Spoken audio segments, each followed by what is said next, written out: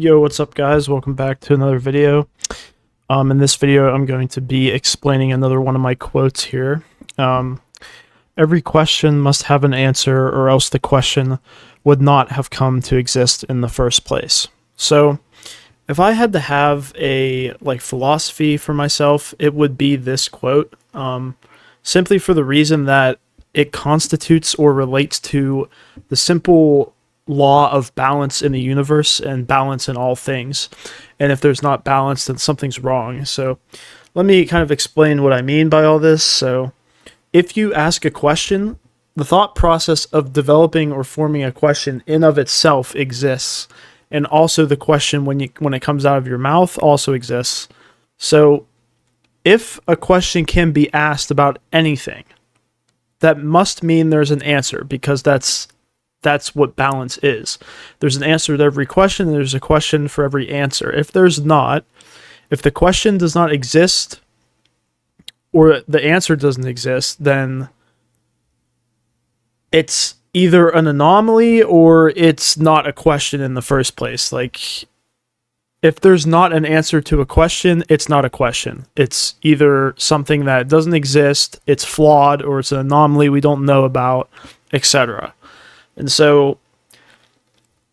this kind of could lead to optimism as well, this quote, because it refers to, no matter what questions or uncertainties you have, because that's kind of what a question is. It's like an uncertainty because you ask it because you don't know the answer. That's the basis, that's the fundamental foundation of what a question is. It's uncertainty. So, but just knowing that there's an answer for every question gives you hope to not give up and think that there isn't an answer. Even if you're wrong, it doesn't really affect you because you know that that's an answer. Technically, it's a wrong answer, but it's an answer.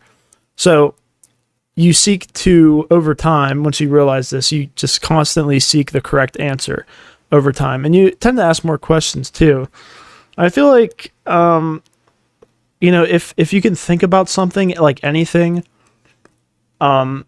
whatever questions may arise in your brain throughout the day, they have an answer. And most of the time, the questions you ask are based upon the experiences that you go through on a daily basis, or the things that your brain is most inclined towards.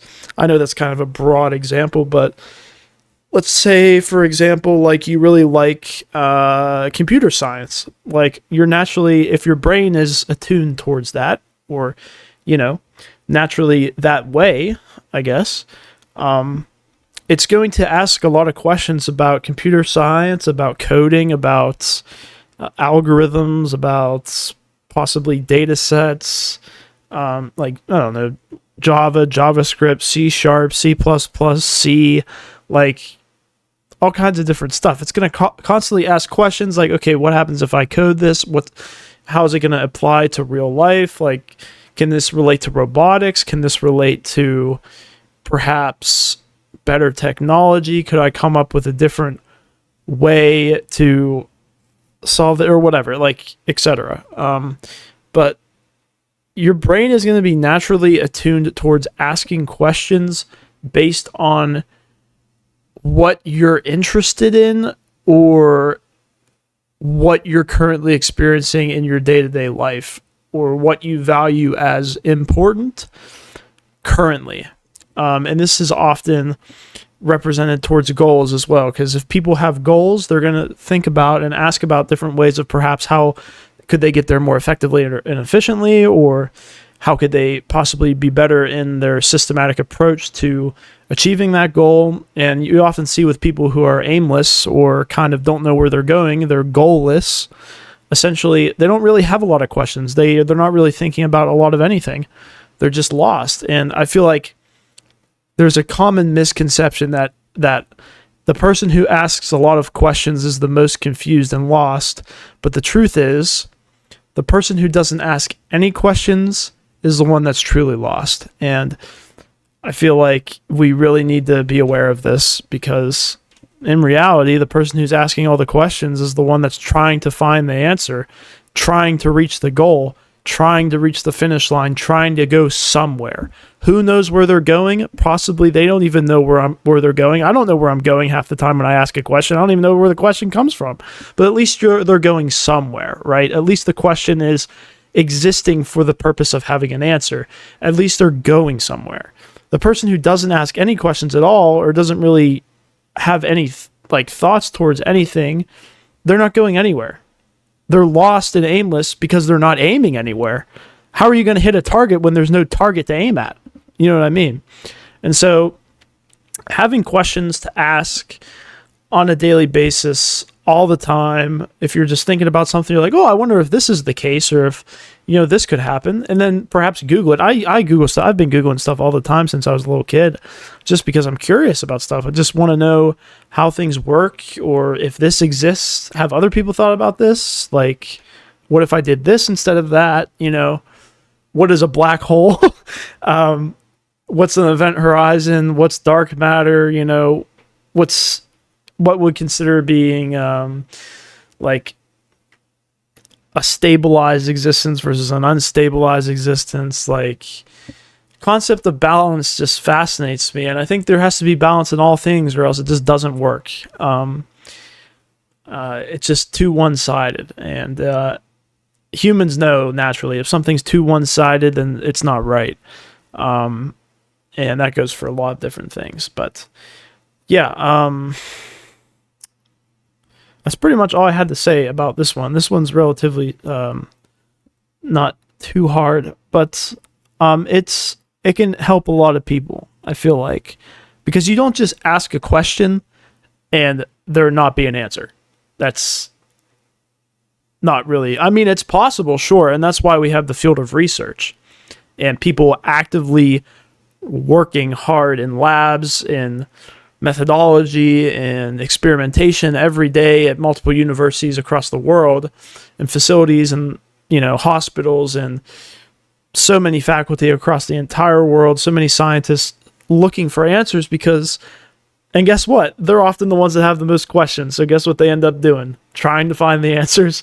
And this is a big thing, I feel like the more and more aware our society is, and the more we know, the more our knowledge grows, the more questions we're going to ask. Because the more you know, the more you realize you don't know. You know what I mean? Like, the further you get into studying a complex concept such as physics, the more you understand that the universe is way more complex than anything we've ever figured out. And we've figured out a lot so far. In the grand scope of the time frame that we've invented physics to now. So we've achieved a lot. We've asked a lot of questions. We've gotten a lot of answers. But you reach a point where it's just so complex. Like, the more questions you ask, it's more like the wider the universe expands. Like, it just gets bigger. Like, it just grows. Like, it's very interesting to think about. I'm like visualizing it in my head.